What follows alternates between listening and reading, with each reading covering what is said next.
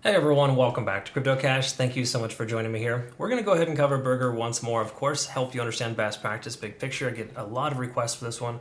I could see why it's one of the more consistent and producing altcoins in the market right now, and we're going to make sure we understand how much further it could go, because it does look like it's trying to, and I say key level, trying to break a resistance at this point. And now, when I say that, trying to, it just really just implies that it hasn't closed yet. So until this candlestick closes today, we don't know for a fact. But I would say that it's definitely looking good in the sense that it's trying to break through that strong support, previous support level, rather, new resistance. Okay, so it could become a new support. We'll find out here in a moment. If you're new to the channel, not a financial advisor, love to teach people to trade.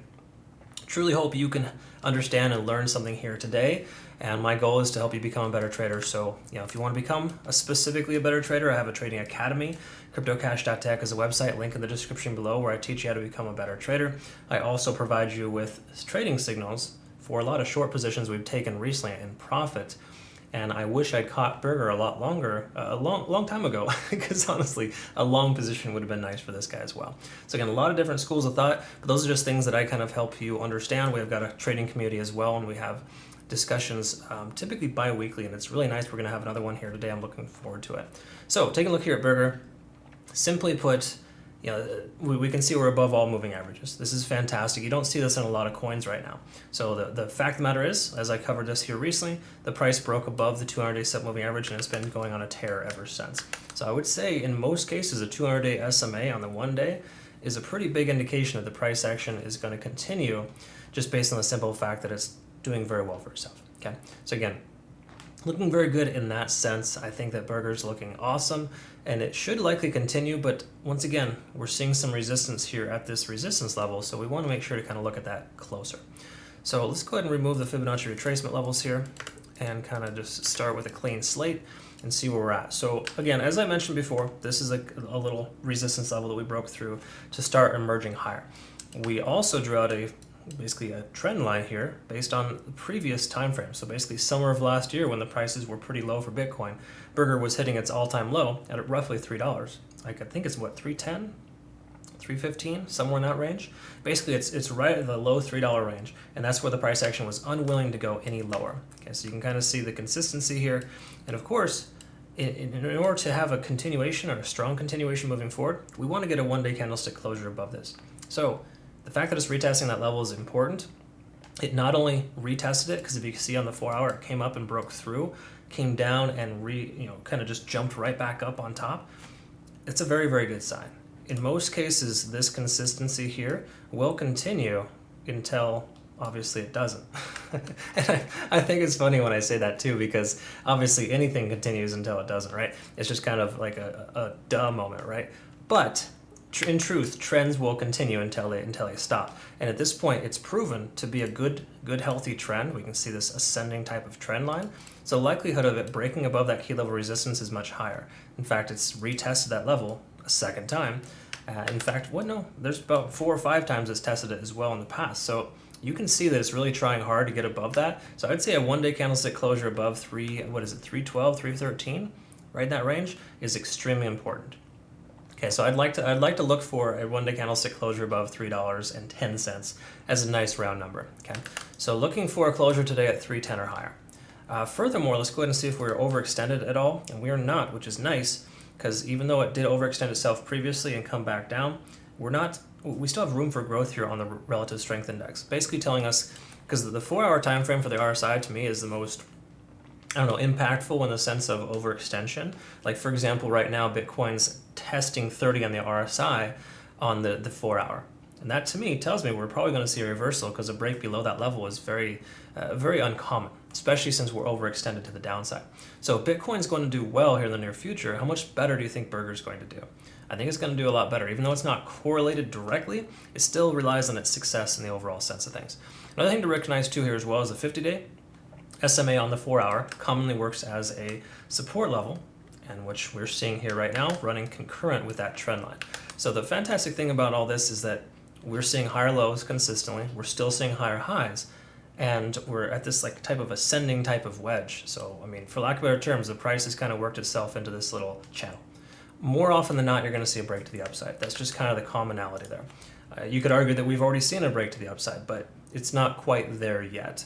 I would say, again, a closure above 310 today is a great start, and then of course consistently establish that as a support level, and then use that moving forward as a catalyst. Okay, so again, mostly good stuff here. I really don't see anything negative or adverse. We've also got a MACD potential convergence. That's a little funky based on the sporadic movements we've seen, but it's still pretty consistent in the sense that we should expect the price to continue higher from here.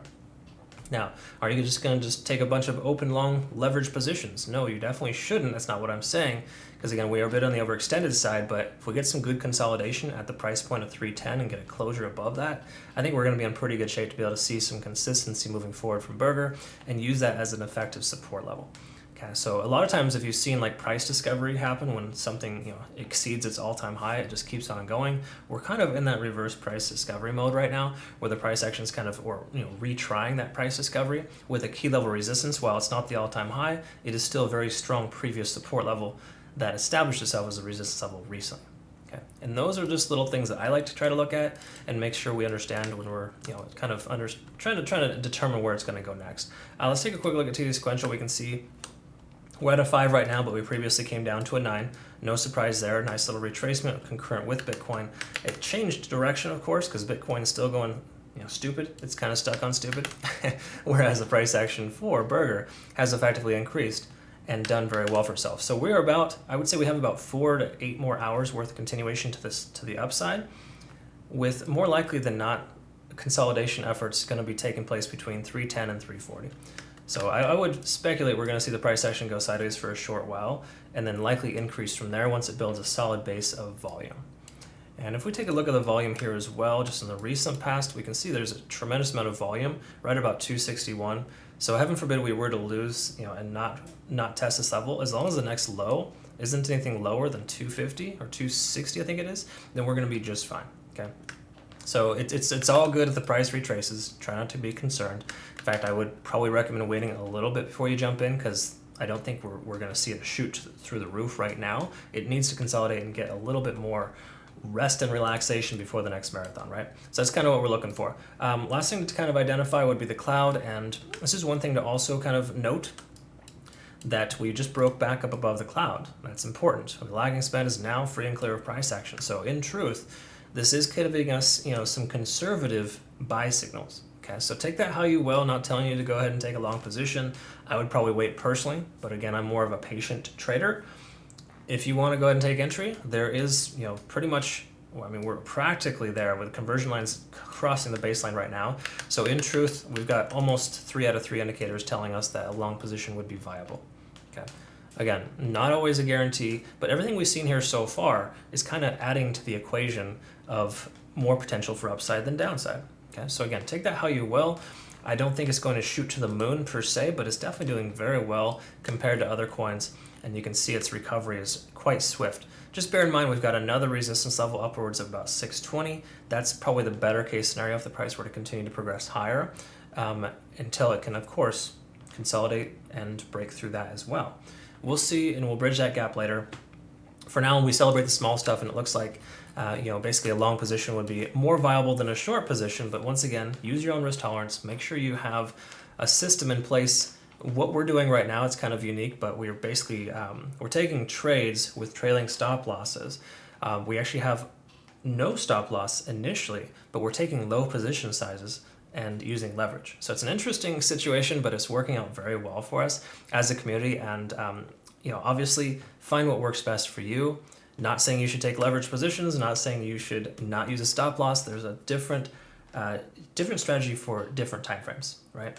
But again, different things, different environments cause different results. And with Bitcoin being as behavioral as it is lately, we need to kind of protect ourselves, right? So I do recommend just in general low position sizing right now. That's how you survive bear markets, by not getting too overamped with leverage, more specifically. Okay, so just be cautious.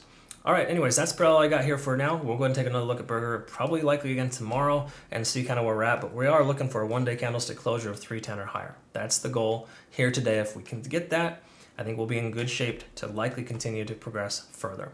We got a lot of good green lights right now. That's really cool. All right, thanks again for your time. We'll see you in the next one. Have a great rest of your day.